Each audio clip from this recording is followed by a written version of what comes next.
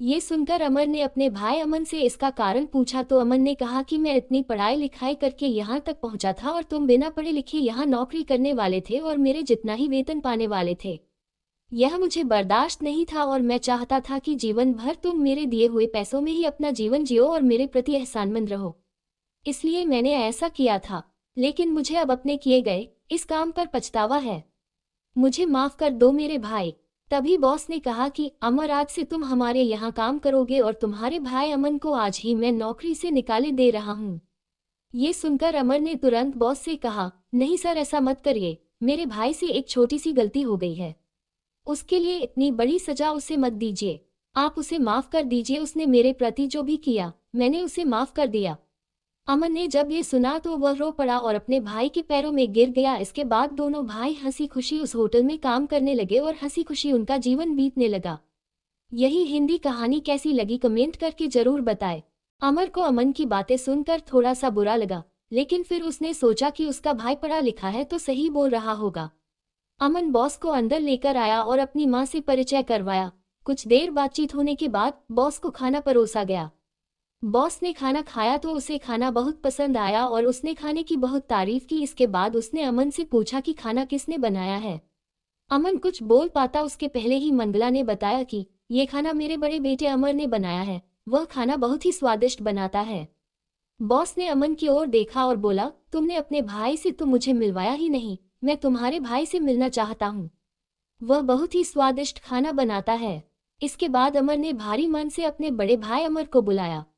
अमर के आते ही बॉस ने अमर की खूब तारीफ की और उसे अपने होटल में मुख्य हलवाई के रूप में नौकरी देना चाहा और कहा कि अगले दिन होटल आकर तुम्हें एक स्वादिष्ट खाना बनाना होगा, हम उसे टेस्ट करेंगे और तुम्हारी नौकरी पक्की हो जाएगी। अगले दिन अमर होटल पहुंच गया और एक लाजवाब स्वादिष्ट खाना बनाकर होटल के मैनेजमेंट टीम के सामने परोसा। होटल की मैनेजमेंट टीम ने जब उस खाने को चखा तो उन्हें वह खाना बहुत ही स्वादिष्ट लगा। तभी बॉस ने अमर से कहा कि मुझे तुम्हारा स्वादिष्ट बनाया हुआ ये भोजन बहुत ही अच्छा लगा, लेकिन मुझे दुख है कि तुम्हारा भाई तुम्हें यहाँ नौकरी करता हुआ नहीं देखना चाहता। मैं जब आज अपने घर से होटल में आ रहा था तभी मैंने अमन को एक चौराहे में खड़े होकर अपने एक कर्मचारी से बात करते हुए देखा, तो मैं वहां चुपचाप खड़ा होकर इनकी बात सुनने लगा। तो मैंने सुना कि अमन मेरे उस कर्मचारी से कह रहा है कि जब तुम मेरे होटल पर आकर खाना बनाना तब वह कर्मचारी तुम्हारे खाने में अधिक नमक डाल देगा, इसकी वजह से तुम्हें ये नौकरी नहीं मिल पाएगी। माँ ने पूछा, ये फूड चैन होटल क्या होता है? तब बड़े लड़के अमर ने बताया कि ऐसे होटल जिनकी शाखा अलग अलग शहरों में खुली होती है, ऐसे होटलों को फूड चैन होटल कहते हैं। ये सुनकर मंगला ने अपने छोटे बेटे को खूब आशीर्वाद दिया। अगले ही दिन अमन अपने बड़े भाई और माँ को लेकर शहर आ गया और तीनों मिलकर शहर में रहने लगे। एक दिन शाम को काम खत्म करके अमन जब घर आया तो उसने अपने बड़े भाई और अपनी माँ को बताया कि आज रात को हमारे होटल के बॉस हमारे यहाँ डिनर के लिए आ रहे हैं। माँ ने कहा, ये तो बहुत अच्छी बात है, तू बाजार से सब्जी भाजी ले आओ, मैं उनके लिए खाना बना देती हूँ।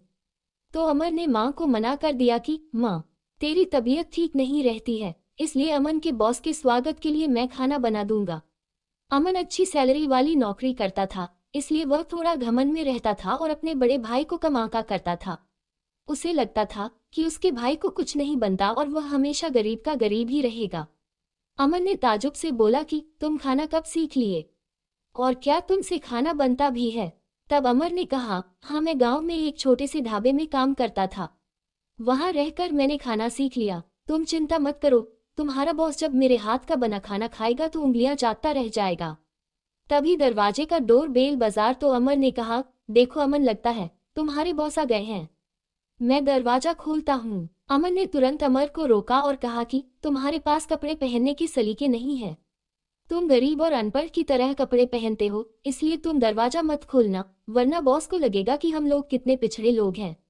और जब तक बॉस रहेंगे तो तुम बॉस के सामने मत आना, किचन में ही रहना। एक गांव में मंगला नाम की एक औरत रहती थी। उसके दो लड़के थे, एक का नाम अमन और दूसरे का नाम अमर था।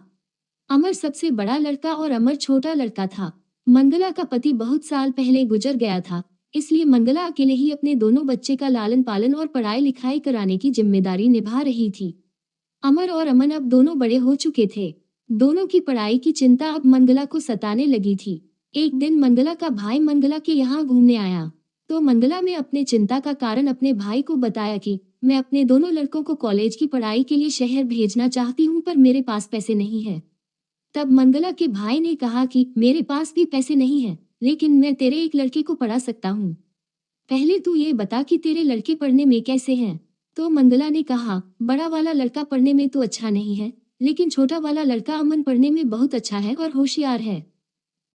ये सुनकर मंगला के भाई ने कहा कि तू दोनों को पढ़ाकर पैसे बर्बाद मत कर, अपने छोटे बेटे को शहर भेज दे। उसकी पढ़ाई का खर्चा मैं देख लूंगा, क्योंकि वह पढ़ने में होशियार है, इसीलिए उसे ही आगे पढ़ाना चाहिए। और तेरा बड़ा लड़का अमर पढ़ने में होशियार नहीं है, तो उसे यही गांव में कोई नौकरी चाकरी लगवा दे।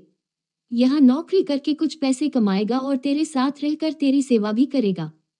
मंगला को अपने भाई की यह सलाह बहुत ही पसंद आई।